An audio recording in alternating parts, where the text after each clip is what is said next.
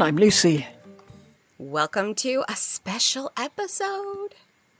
Yeah, it's sort of a special episode, but it's linked with Gerald Fitzgerald. So it's very similar to how we did with Rhys ap Thomas when I did a Welsh Connection episode. I thought instead of trying to mix the history of Ireland up with Gerald's life, which would just get muddy and messy, I will do it all. Yeah, I will do it all now. Okay. And then concentrate on Gerald next week. Okay. And then we'd have more of a linear story without me saying, right, I'll just explain this. So we can just get on with it. So, sounds good to me. The Irish Connection. Wait, are we talking about the part of Ireland that England holds right now, which is very tiny, or are we talking about the entire country? We're talking mainly about the Pale, which is the bit where the Anglo-English live. But we will talk a little bit about the Gaelic Irish as well. Okay.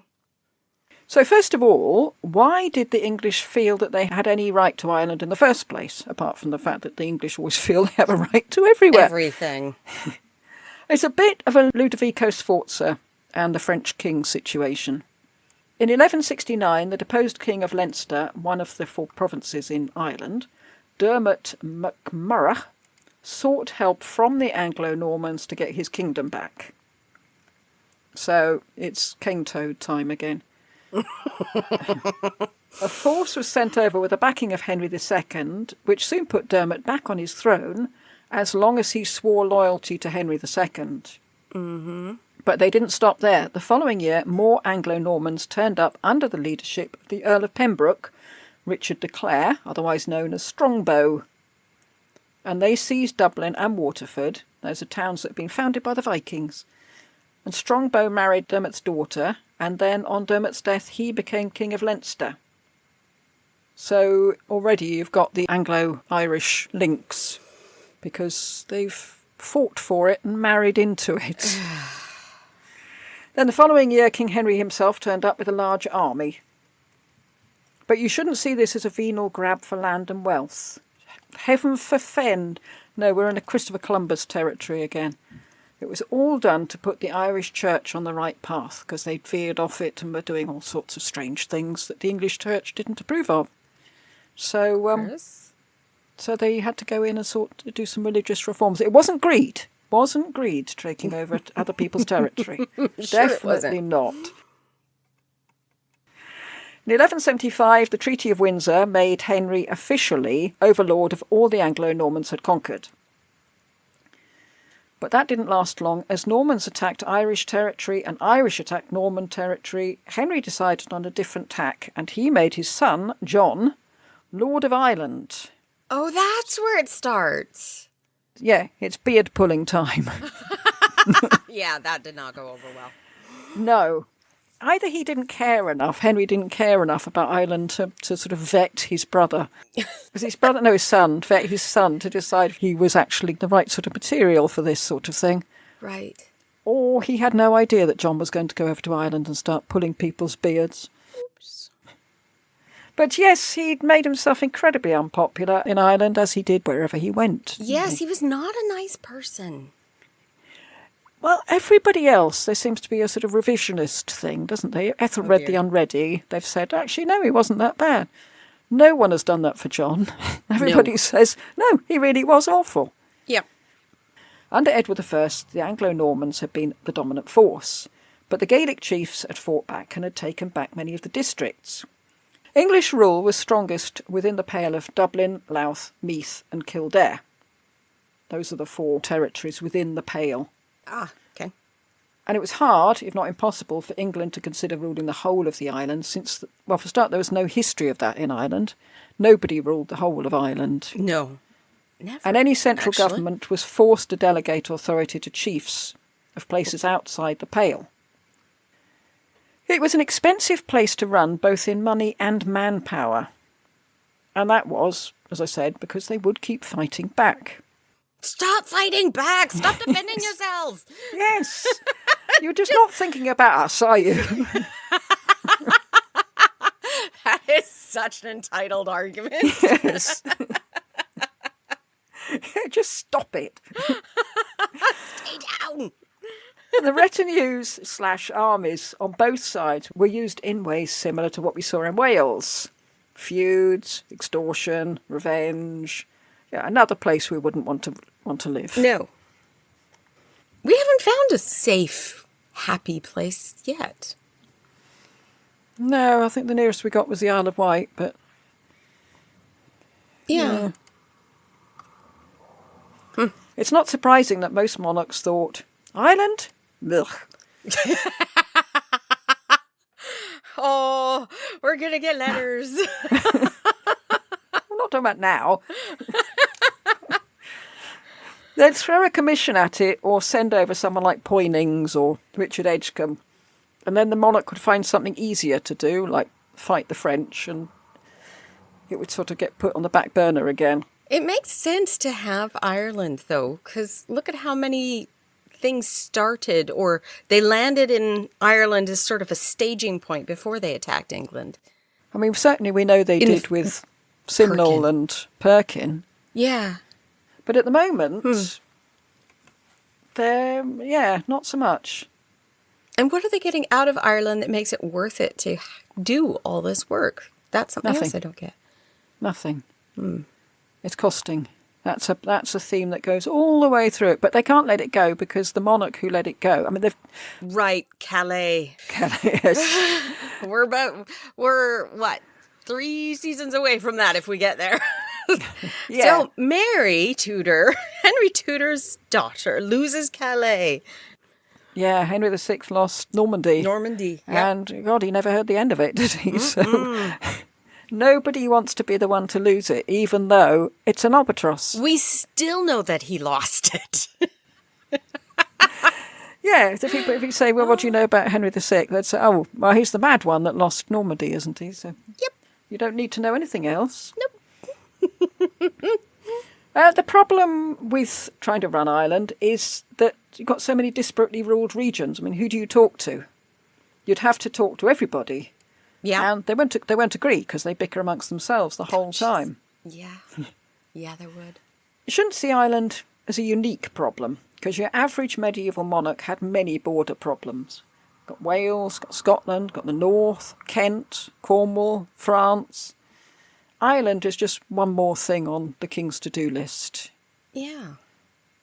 And we always hear about the Irish problem, in inverted commas, but for the monarch, the whole country was his problem. If anything, Ireland was less of a problem than the rest of the country because the monarch himself had less to fear from Ireland. The Irish weren't going to send an army to attack the king until Stoke. Because they're too busy fighting each other. The French would, and the Scots would, and even the Cornish would, but the Irish probably not. And there's no reason to. This made a problem for the Anglo-Irish who were living within the Pale because they felt that various monarchs didn't take it seriously enough. Because they were in Ireland, the king wasn't. The king could easily put it to the back of his mind. A bit more important things to do. And they resented it. Like, there's no economic benefit that I can see. Basically, you're just dumping money into it and losing it all.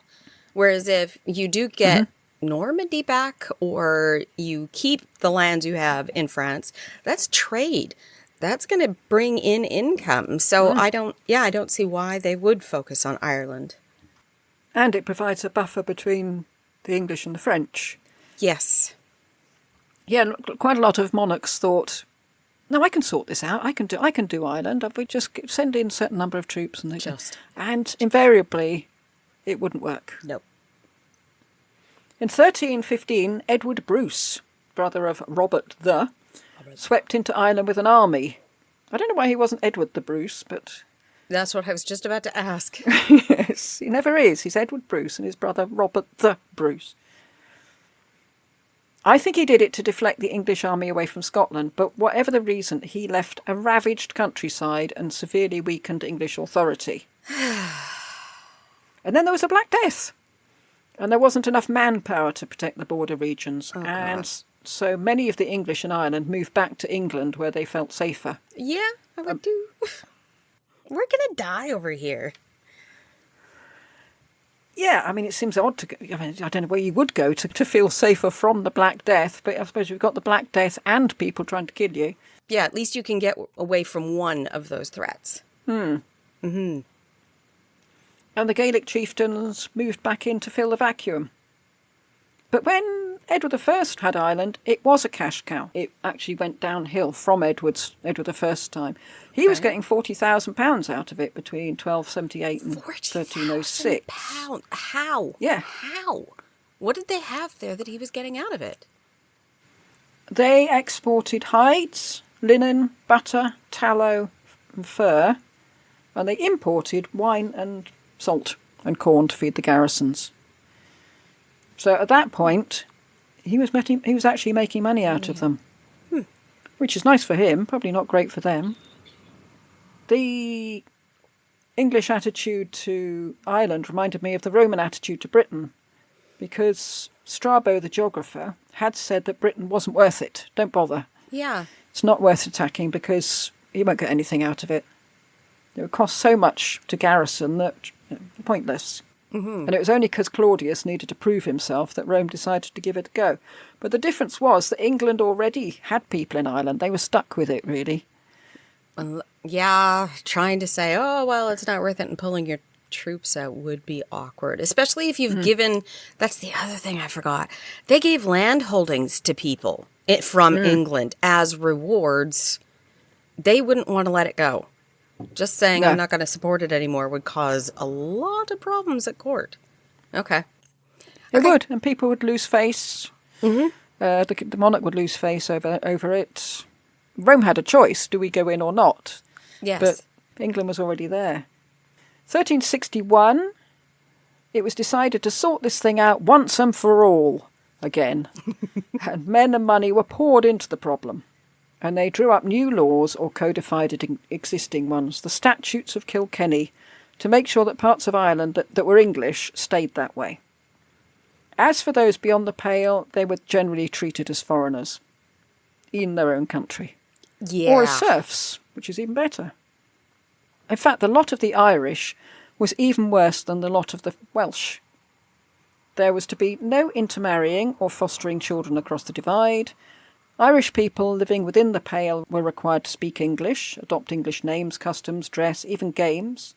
What these statutes were really saying was, we recognise we're not going to manage to subdue the entire islands, so we'll stick to the Pale and make it more English than England. A bit like the Raj in India, tiffin and cricket and afternoon tea. It's about as English as it could get. And just pretend that those others out there, the foreigners, don't exist. Just ignore them. Perhaps they'll go away. Yes. Just hide behind the couch and don't answer the door. It's like carol singers. It's quite a pragmatic approach, but a strange one, though, really, isn't it? To hide in your own little bit and Yes. ignore everybody. And this policy was being subsidised by England. Again, not what you have a colony for. No. And nobody really benefits from this arrangement. The Irish feel resentment, the Anglo-Irish don't feel safe, and the English wonder why they ever got into this in the first place. 1394 and 1399, Richard II actually went there. The only monarch to visit Ireland between 1210 and 1689. Wow. The Irish must have felt really loved and wanted, mustn't they? Yeah. But he did take an army of 6,000 men with him. And when the troops went home, nothing had really changed, except I should imagine they probably left a bit of a mess behind them. Yeah. And a certain amount of resentment. After this, the 100 Years' War meant that men and money were being shipped over to France, and Ireland was very much an incidental territory. The English administration there was deeply in debt. Officers weren't paid for years and had to resort to extortion if they were to have any money at all. Jesus. Our old friend the tally stick was used, which is fine if there's money there to back it, but there wasn't. So effectively, you had a stick. So enjoy your stick. Once we reach Henry VI's time, there really wasn't the money to spend on Ireland, or indeed anything. Because Henry was busy giving crown property away to his favourites and so didn't have much to claim the rents from. And not only was the problem financial, it was also the prestige of the crown that took a knock. The Anglo-Irish must have looked across the Irish Sea and thought, really? Is that what we want to be part of? Right. No, not really. And since this is the time for an event we've come across before, and since this would be quite a short episode, and I had intended to do a cameo on the Desmond separately, we'll have a short deviation to look at the Desmond family. Okay. The Desmonds. So Thomas Fitzgerald, 7th Earl of Desmond, and he was, like Gerald Fitzgerald and several others I've come across, known as the Great Earl. I think you should have one. Only have one Great Earl. Yep. If they're all great, you're not great anymore. No. In 1462, being a staunch Yorkist, Thomas Fitzgerald put down a Lancastrian invasion by the Butler brothers, including the Earl of Ormond, at the Battle of Piltdown. A fearsome battle in which the river was said to turn red. They say that a lot about a bunch of these battles. They do. I suppose you're hacking away at people. I mean, that's a lot of blood, isn't it? Yeah. Which was there was a battle in Totalis Rankium where it was measured in litres, wasn't it? Yes. Yes, there was. And that was the only battle of the Wars of the Roses that was fought in Ireland. And to show his appreciation, Edward IV made Desmond Deputy Lieutenant under George Duke of Clarence. Oh, great choice. Not a good choice. You do feel that that's very much, oh, God, what do we do with him? The man's an idiot. I don't send him to Ireland. Yeah, you can't do anything bad there. Yes. Yeah. Get him out your hair. Desmond was popular in Ireland because he campaigned against laws which were designed to keep the Irish in their place, because there was an increase in those already draconian laws that had gone before. In 1465, it was stated that every Irishman dwelling in the Pale was not only to dress like an Englishman, but to shave like an Englishman. Sorry? Well, presumably. Oh, beards. And that's maybe stems back to John pulling their the beards.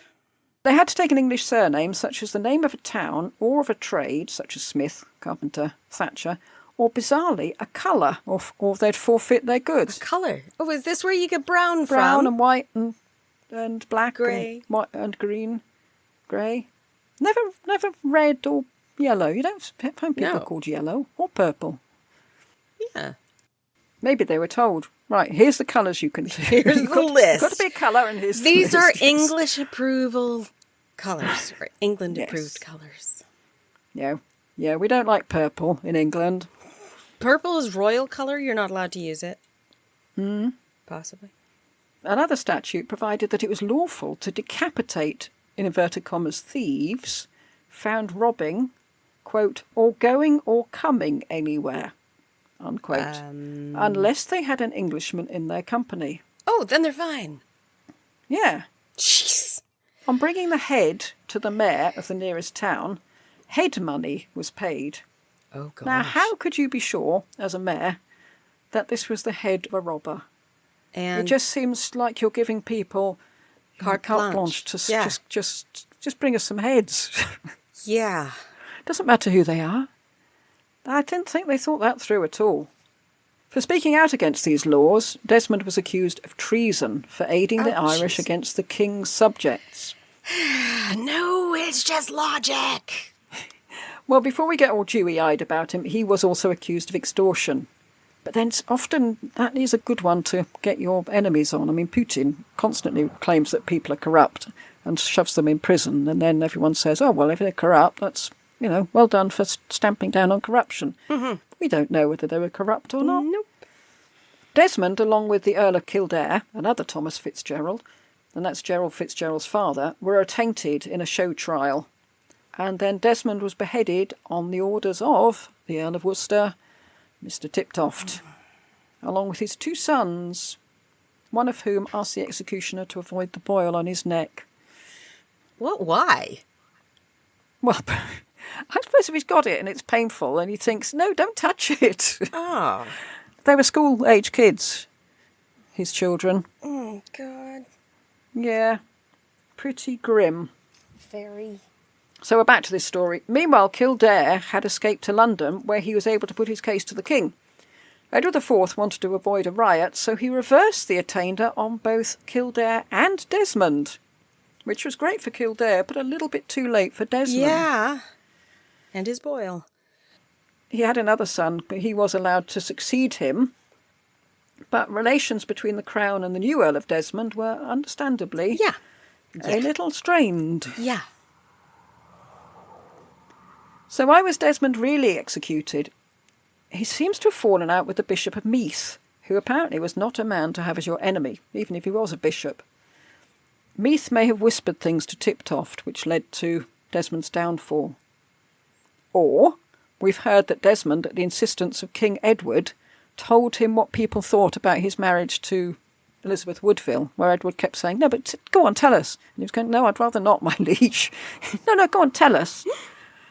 And he said, "Well, they're saying she's a bit of a slapper, my liege."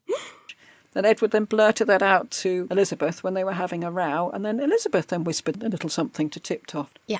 But whatever the reason, his execution shocked people, and Desmond was called a martyr. So the next one, James Fitzgerald, 8th Earl of Desmond. And as I said, the old Earl's eldest son. And there were a few. He had 7 sons and 2 daughters. Well, obviously he lost 2. Unfortunate circumstances. Unfortunate circumstances, really? Very, very, very. They swore to avenge their father's death, but King Edward sent them a letter saying that he'd pardon them if they laid down their swords, which they agreed to do. Don't believe him. And on top of that, Edward made James the Palatinate of Kerry. What the heck is that? Well, I've only come across it in the Holy Roman Empire before. It's a nobleman who swears allegiance to the monarch, but still has power to rule the country independently. It sounds a bit more like a marcher lord, got more power than most people. And it's called a Palatinate. Interesting. Because you've got a palace. You've got your own palace. Ah. I like that. He was also given the privilege of not appearing before the Irish Parliament or Council in person, but he could send a representative. And not many got that privilege. This has been seen not only as Edward admitting that Tiptoft had overstepped the mark a little bit, but also that he recognised that Desmond's father's support for the Irish against the draconian English laws might put Desmond in danger from the council, so he didn't have to go there. On Edward's death, King Richard tried to ingratiate himself with Desmond by sending him a gold collar and a whole lot of clothes. But Desmond still preferred to side with the Irish like his father.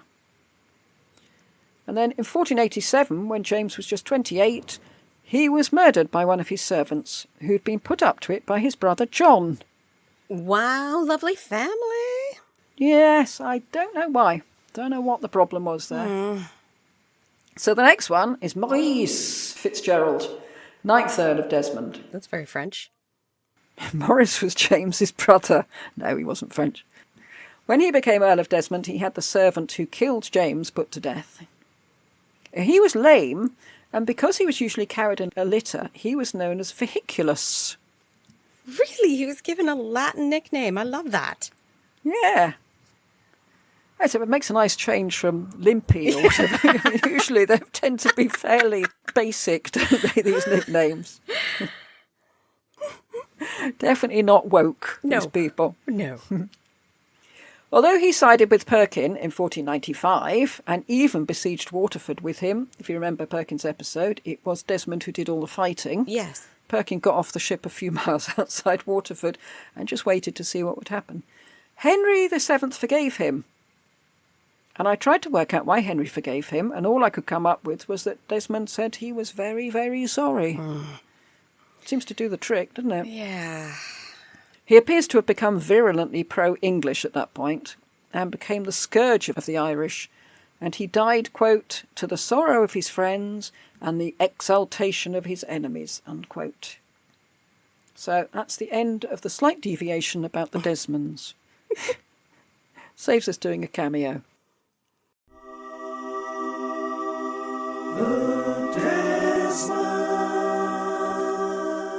In 1474, the Irish Parliament wrote to Edward IV to explain the situation. The problem was that those having, quote, "the governance of the land afore this time, for certain years, have not paid the commons for their victuals, but shortly departeth out of the land for lack of payment of their wages out of England. for the which cause neither they might pay their debts, nor continue still for defence of the land, but leave it worse than they find it, unquote. So these people were taking food from the peasants but not paying for it. Right. And when it all got difficult and awkward, they were just heading back to England, washing their hands of the whole thing. And even worse, there was an army there, not as big as Richard II's 6,000 men, but enough troops to make things very difficult if they weren't paid. But they couldn't be disbanded because there had to be a military force in Ireland to show the people that England was boss. So the army was reduced to extortion just to live. Jeez. Nobody's being paid.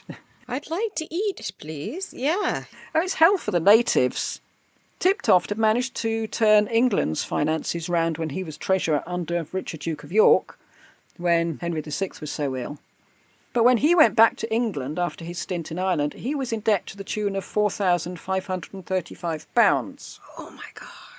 And if you remember from his episode, he actually sold his house and got rid of everything because he thought, right, I'm off to Ireland, and got rid of everything he had in England. He ended up coming back to England owing lots of money. Jeez. So it wasn't just Ireland that's left out of pocket. The men who try and govern it end up skint as well. The Anglo-Irish tried a different tack. England wasn't helping them at all. In fact, it was just making things worse. The thing to do was to govern themselves. They'd have a separate court system. They shouldn't be sued by writs from England. They would only be answerable to laws passed by the Irish government. Makes sense. It does. The only sticking point would be they would have to be financially self-sufficient, which, they might manage to do, but I can't really see how the Anglo-English in their little bit It could be. could be. And I can't really see how the Gaelic ones would be either, because when the original Anglo-Normans moved in, they took all the best farmland. The Gaelic Irish are living in the bogs and mountains. Right. So the Anglo-Irish bit is too small and the Gaelic Irish is too sparsely populated and boggy. It's not really going to work. And it's one of those things where someone's really keen to do it and they do it for a bit, then they drop it, and then a bit later someone thinks, oh, that's a good idea, and they pick it up. Thinking it'll work, even though it failed before. But I'm better than them.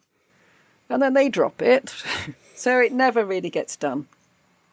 The Anglo-Irish might have been quite happy to carry on as they were if they had been sent governors who had been granted enough money actually to govern. It was the inability of England to address the situation that made the Anglo-Irish demand self-governance. If the Crown was stronger and less chaotic, the Irish situation, as far as the Anglo-Irish were concerned, would be much improved. Also, there were constant feuds between the Lords of Ireland. First, there was that between James Butler, Earl of Ormond, and Sir John Talbot, Earl of Shrewsbury. And he was the one who was taken prisoner during the battle where Sir John Fastolf was accused of cowardice for not going in and getting him out. Right. And if you're wondering why someone like Talbot was there in the first place, it was discovered that it was more cost-effective to employ lords who could afford to pay their own way. Yeah, because then you're not paying at all. No, we're not paying. Yeah. So thank you very much, Mr. Talbot, for fighting the 100 Years' War. Now, could you go and sort out Ireland at your own expense? Yes. Mind you, where did he get the money? From the 100 Years' War, I should think. Oh, God, yeah. From all of the places he just moved into and said was his own. Some of those wealthy lords who were given this mission thought the better of it and just stayed away. Yeah. I wonder how many wives were like, are you being an idiot right now? Don't you dare take that on. Well, Tiptoft got married immediately before leaving for Ireland, so maybe it was, do you take this man to be your lawfully wedded husband? I do. Right, we're off to Ireland. Yeah, as long as you don't stay around. I will marry you, but you have to go. Oh, I presume she went with him. I don't know. If he'd sold everything at home, she'd have had to go with him. True. But even Richard, Duke of York, who owned vast tracts of Ireland, only went there twice. We hear a lot about, he was really loved by the Irish and he did wonderful things there. He wasn't there very much. There was a problem of absentee lords. York complained of not being paid and said that he was leaving because he didn't want to preside over the inevitable collapse of English rule in Ireland, not so soon after the collapse in France, as we said. Quote, For it shall never be chronicled, nor remain in Scripture by the grace of God, that Ireland was lost by my negligence, unquote. So I think he was getting out before he could see it. He could see it all going to hell in a handcart and thought, I need to go now Yes. before I'm accused of it. Run away. And York used his lieutenantship of Ireland as a way to evade arrest as a traitor. York's popularity in Ireland, he was running away. Mm-hmm. He was using it as a safe haven. He wasn't saying, oh, I want to go to Ireland. He was thinking, oh, I really need to get out of England. The Talbot-Ormond feud went on for years, and after that the feud was between the Butlers again, who seemed to have loved a good feud, and the Fitzgerald. And this meant that instead of being an arbitrator, the Irish government ended up being part of one faction or another, which is never a good thing. No. And we'll come back to the Fitzgerald-Butler feud next week. The bickering between the lords meant that the native Irish could push back, and this has been seen as a Gaelic revival. Divide and but conquer. Was it? Except they divided themselves, so now we can conquer. The trouble is, everyone's divided on both sides. They're Yeah, both that doesn't work. divided. One of you has to be joined together. Yeah. It seemed to me it was more indifference and incompetence in England that allowed it to happen, or even made it happen, rather than active rebellion in Ireland. There was fighting between the Irish and the Anglo-Irish, but as we know from the Battle of Stoke, the Irish were seriously behind in weaponry and armour. Yeah. Well, armour, they didn't have any. No. They went to the Battle of Stoke wrapped in blankets. They didn't use stirrups, so they couldn't hold a lance in the saddle. I thought stirrups were universal by now. Apparently not. But they were discovered hundreds of years prior. Hello? Hello? Well, they just didn't like them, obviously. That makes no sense. I see a great improvement with this. I don't want it. I don't like the look of it. I don't like it on my feet. What? I've got very sensitive feet, Lee. Yes. No, just didn't want it. And in a pitched battle, they didn't stand a chance, so they used guerrilla because warfare. they can't stand in the saddle. Oh, that's a horrible fun. Okay. Well, maybe it's they thought, well, we don't do pitch battles. We don't need the stirrups for that. Guerrilla We don't warfare. do it. We do the guerrilla warfare, yeah. Right. Okay. I could see them misunderstanding. Except that the Anglo-Irish sometimes got around this problem by employing Irish troops to fight in difficult terrain. Oh. And this, unfortunately, was quite easy to do since they could play off the feuding families against each other. And that's another reason why it didn't strike me as a Gaelic revival, because the Irish were just as happy to fight other Gaelic Irish as they were to fight the Anglo-Irish. Just give me someone to fight, that's all I require. Yes. After 1470, we hear fewer complaints from the Lord and Governors about emigration from Ireland, showing just what a difference a stronger monarchy makes. Once Henry's out and Edward's in. They're back into Ireland because it's safe. Yeah. Strong leadership. In Edward's first reign, he didn't have much time to give any thought to Ireland. Henry VI had left him a disaster to sort out, and Henry, or more to the point, his damn wife, kept trying to come back. Not to mention Warwick and Clarence. He had a lot to do. But in his second reign, Edward set up the Brotherhood of St. George, which was made up of 13 magnates of the Pale, 120 archers and 40 horse. Quote, for the resistance of Irish enemies and for the eradication of the great extortions and other mischiefs done on the loyal liege people of the king by English rebels most piteously and lamentably, unquote. So they're going after the Irish and English rebels. The army was meant to prevent the stealing or cajoling from locals, something that was known as coing. What? Coin? C-O-I-G-N. Oh. Not sure how you pronounce that. Coin, presumably. Yeah. This was considered the worst abuse in Ireland, because if you haven't got much and someone comes and takes it away, Then you have nothing. that's it, really. Yeah. It was the manning and paying of an army using money and men extorted from the peasantry. Gerald Fitzgerald's grandfather, James Earl of Desmond, was said to be the first to be guilty of that, but I can't believe that. No. He's just Maybe the he first was they doing it put on a in the different books. scale. Yeah. Yes. In Poyning's Parliament, it was described as, quote, horse meat and man's meat for the finding of their horsemen and footmen, together with fourpence and sixpence daily to be paid to each by the poor earth tillers and tenants, unquote. Who barely had enough for themselves. No. And they wonder why people rebel. I have nothing to lose. I'm going to die of starvation or die from fighting. At least if I die from fighting, I have a chance. I might actually win. Yes. Who knows? And the problem was, as we've seen repeatedly, that up to then, no one ever put enough money into Ireland. I'm not saying that everyone would have been law-abiding and saintly if there had been enough money. No. But the fact that there wasn't helping the situation. And it's going to be the same with Queen Elizabeth. I mean, she sends the Earl of Essex, and he does nothing. he makes truces, loses people. I don't think anybody comes out of it looking good, really. Yeah. Not from the English side, anyway. The Brotherhood of St. George was meant to be different. For a start, they were a permanent standing army. They were authorised, quote, to parley and make peace with Irish enemies and English rebels, traitors, homicides and malefactors, unquote. The difference between this force and others that had gone before was that it was going to be properly funded. Oh, really? Yep. Partly by Thomas Fitzgerald, Earl of Kildare, Gerald's father. Oh, so not by the Crown. No. That's why it's funded. That's a very naive view.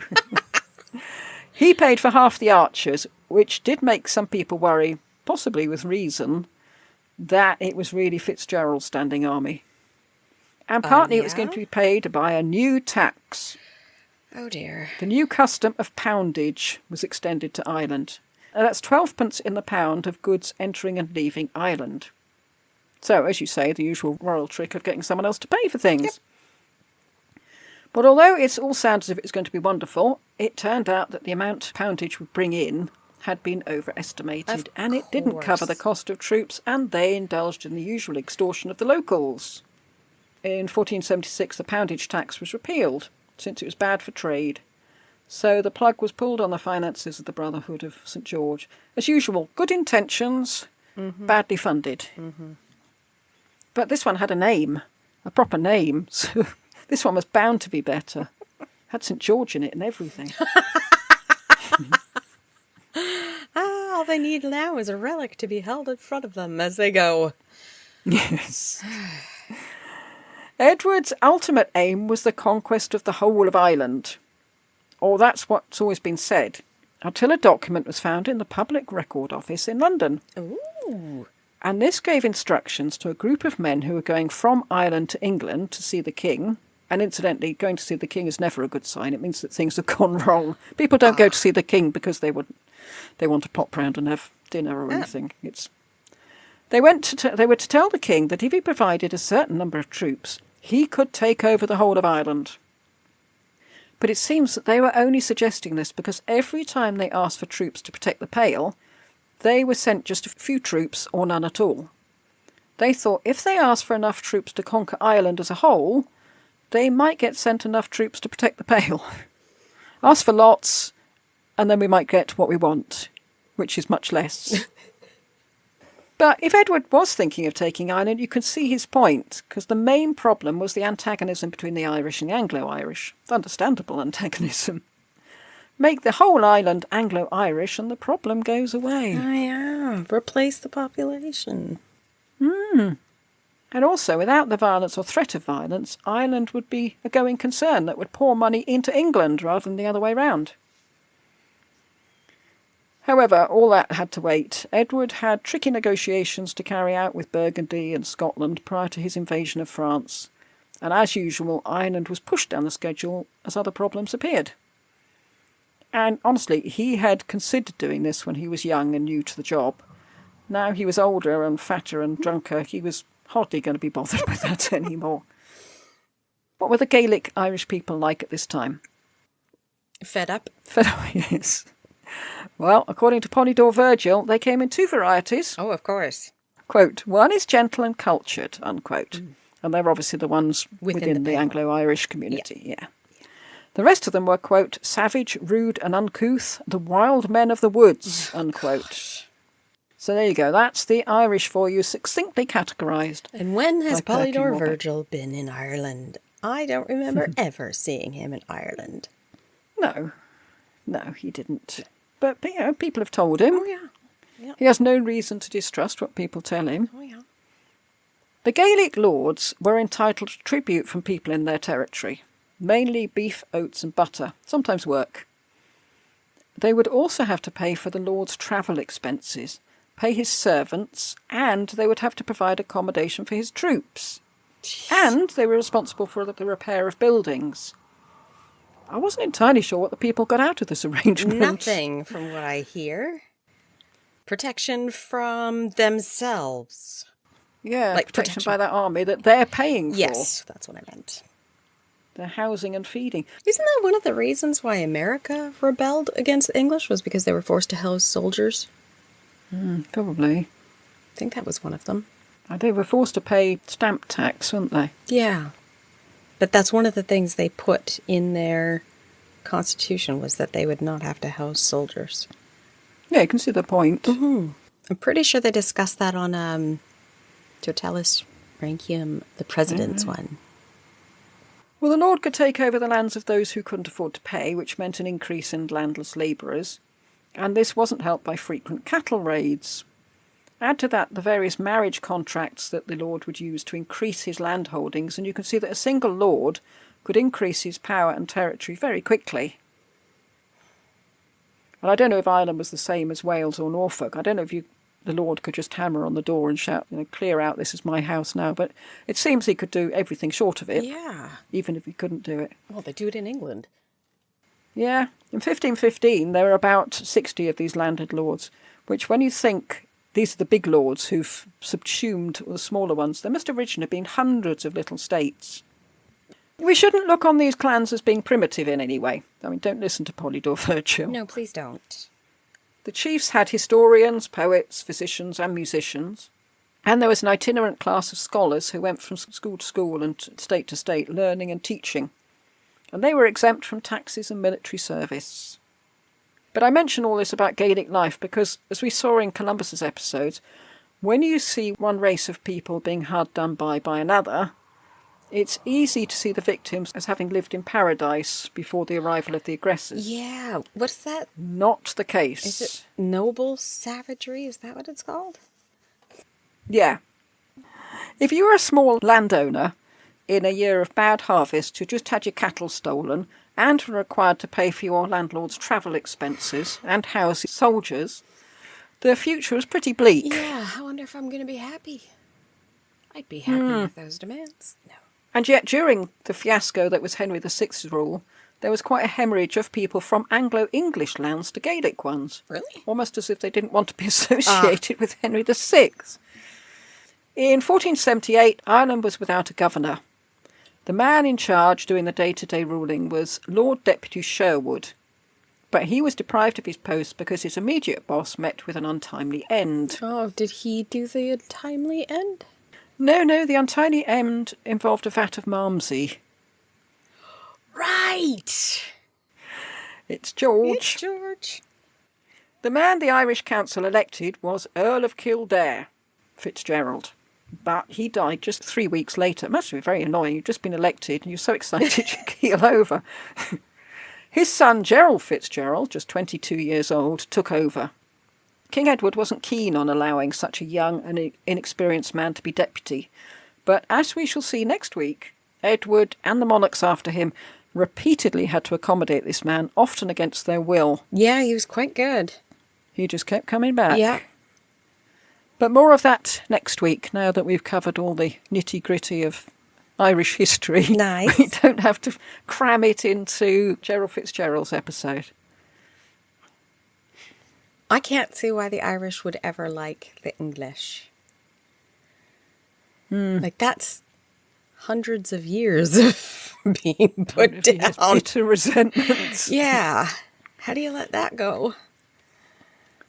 We're better now. And on that note, thank you for listening. Goodbye. Bye.